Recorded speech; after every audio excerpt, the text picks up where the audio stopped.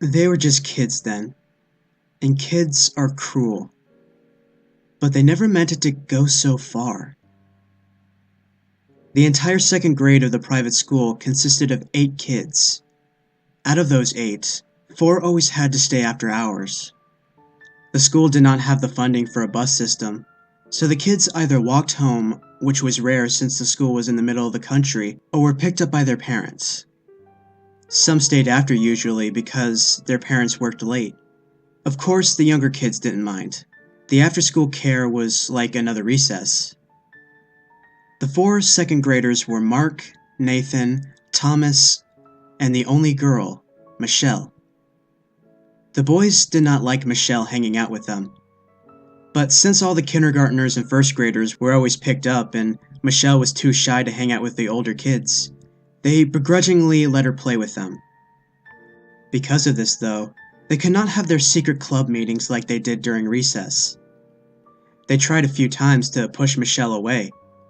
"You can't play with us 'cause you're a girl," they would huff, or would come up with other excuses. But without a word, she would always end up tailing at their heels.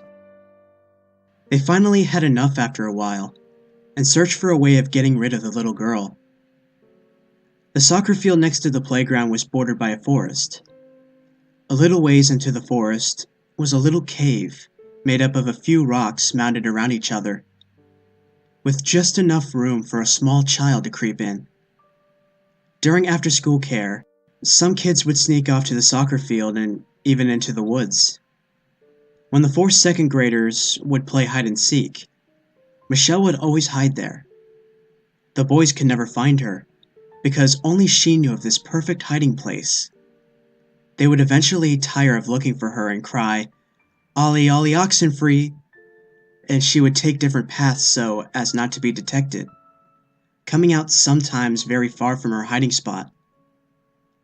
One day as they played hide and seek, rather than hiding, the boys all grouped together and inconspicuously watched where Michelle went to hide. They ducked behind trees and rocks, following her as she descended a dusty hill in her white dress with little blue flowers, lacy socks, and black dress shoes, her brown pigtails bouncing with each step. She looked around to make sure no one was watching, not seeing the boys spying on her, and ducked into the crevice among the rocks, disappearing into the inky blackness of the little cave. Nathan, who always assumed the role of the leader in the little group, motioned to the other boys to follow him back up to the soccer field. "Now that we know where she's hiding, we can trap her there," he began. "Then we make her promise to leave us alone or we won't let her out." Mark and Thomas nodded, wicked little grins spreading over their young faces. They ran across the field where some large plastic tunnels made for Halloween ditches had been left. They were initially going to be used to make a drainage system parallel to the road, but the project had been abandoned, and the huge black tunnels had been left for the kids to play in. The kids always liked playing with a large tunnel. So the boys gathered beside the smaller tunnel and began to push it toward the forest. It took the effort of all 3 to get it to the edge, but it was easy once they reached the old dust path.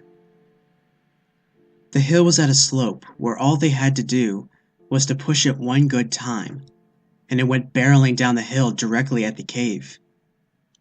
It struck hard into the entrance, lodging between some other rocks. The boys heard a shriek from within the little cave. They ran down to the hill and stood beside the tunnel. "Now we have you," Thomas exclaimed. "Let me out," Michelle sobbed, her voice severely muffled by the rock and plastic. "Only if you'll promise to leave us alone and go play somewhere else," Nathan replied. "I promise," the girl wailed with hardly a hesitation. Nathan glanced at the other boys. "Well, should we let her out then?" "Please," Michelle cried. "Well, stop your crying, crybaby," Mark snubbed. He and Thomas joined Nathan on the other side of the pipe. "Okay, we'll just push it on this side and let her out," the leader said. The boys began to push, but the black pipe did not budge in the least. "Why won't it move?" Thomas asked, feeling a lump growing in his throat. Just push harder, Nathan commanded. The boys tried again, but the pipe was stuck tightly among the rocks. What do we do? Mark asked, beginning to cry. Let me out of here, Michelle called from within. Maybe we should go tell one of the teachers, Thomas suggested. No, we'll get in trouble, Nathan replied. We're not even supposed to be in here. We just need to push harder. They continued to push and pull at the pipe from every angle, but they were just too small. Mark was so upset that he was no longer of use to them after a while. He ran from the forest in tears. Nathan and Thomas continued, even getting Michelle to push from her side. But as the sun began to set, they had not moved the pipe even an inch. Nathan could hear his mother calling him. Come on, he said. We better get out of here before we get in trouble. They ran back up the hill, trailed by the dimming sobs of the trapped girl. 15 years later, the boys still had never told anyone about what happened. They assumed that a few days later, her parents would send the police to look around the school, and they would find her, hungry and thirsty, but alive. Little did they know that Michelle's father had left her and her mother when she was young.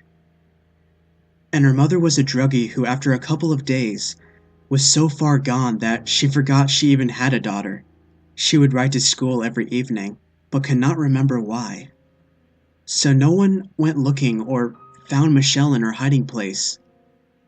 Her classmates never saw her again, and the teacher just assumed that her mother had pulled her out, or, even better, knowing her mother's history, that the state had taken her to a better home. Nathan, Thomas, and Mark continued to move up, living each school day just yards from where the girl lay trapped. They avoided the forest after that, for fear that they would be able to hear her cry or call to them. She could probably hear when others were nearby, and they feared that she would hear them and call to them not knowing it was them.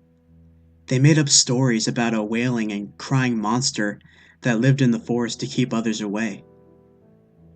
The boys were men now, and the news of Mark's suicide had reached Nathan and Thomas. Mark had led a relatively successful life. He had gone on to college and had a high-paying job and a beautiful wife. His suicide was a shock to all who knew him. He seemed relatively steady, except that he was a little sensitive and always seemed to hold some dark secret just behind his eyes. He shared this secret with Nathan and Thomas. They had gone through high school together, each wondering if the others had told anyone, but never telling themselves. So only the other two knew why Mark had killed himself. It was the same reason that they, too, had many sleepless nights, and even considered suicide themselves. The girlish wails that woke them in the night, the dreams and visions of the little girl who no doubt died in her hiding place. The sensations of claustrophobia in the most open areas. Even though they had forgotten her name, they were haunted by the little girl of their past.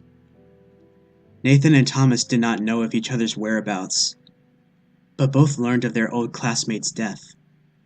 Thomas stood in the weed-covered parking lot of the old school. It had been closed for a few years for lack of funding. Now windows were broken out and graffiti painted the sides of the building. The playground equipment was rusted and bent, and the soccer field was grown over with saplings. The man leaned against his car, reflecting back on his years in the school.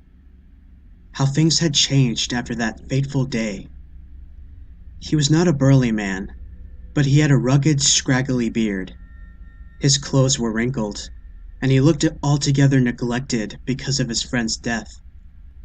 The dreams and feelings had worsened since then.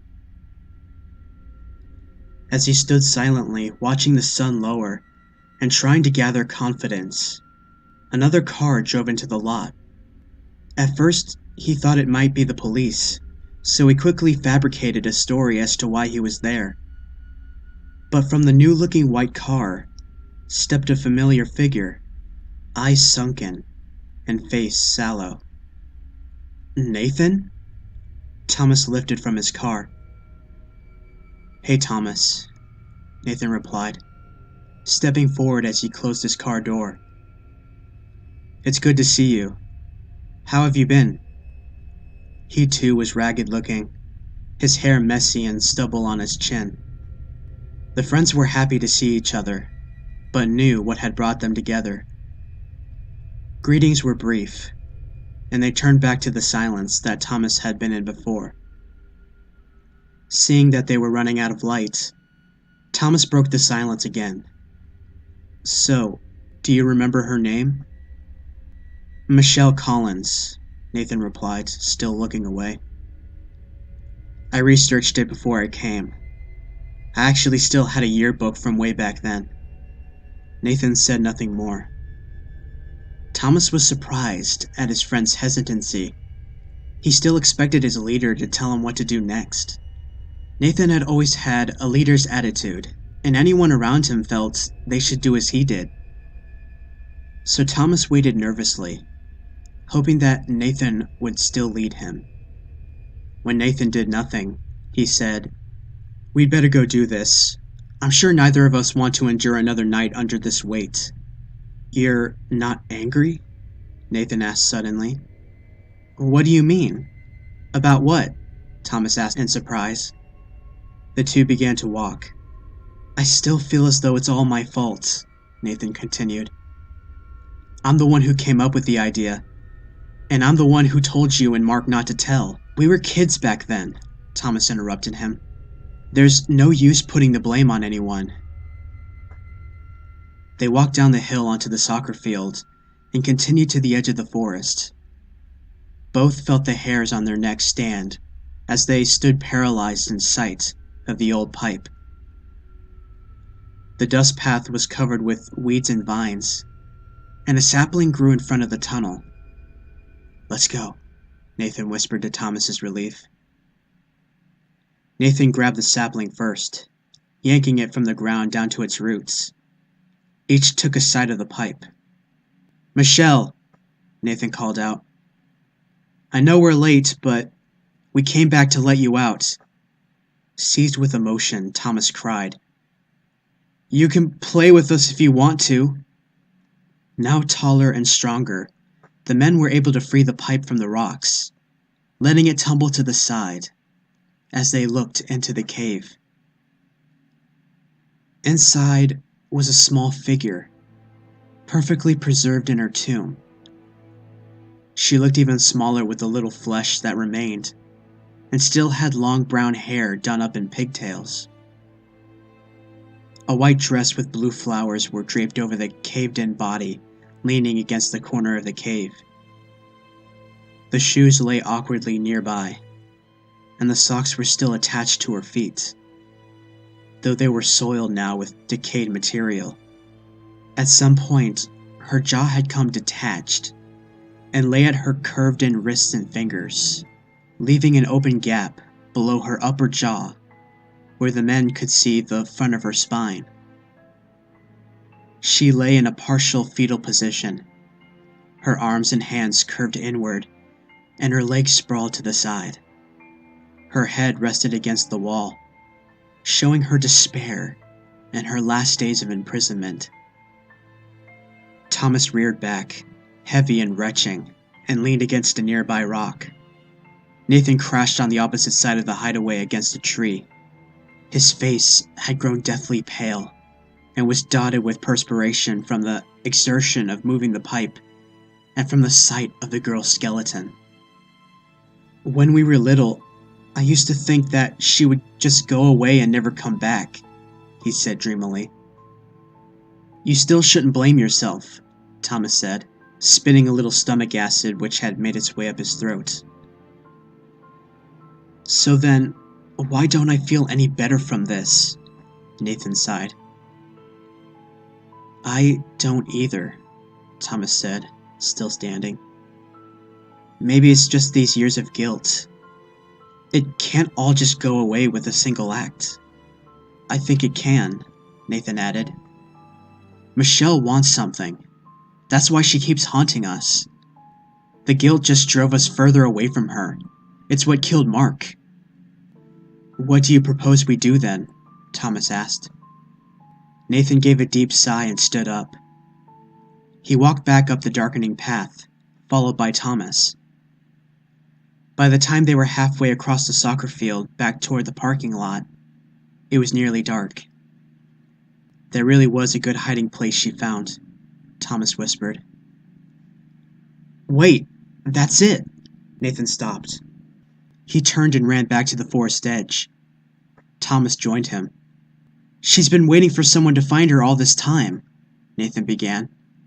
No one's found her. So we need to let her know that we've released her, and no one's looking for her.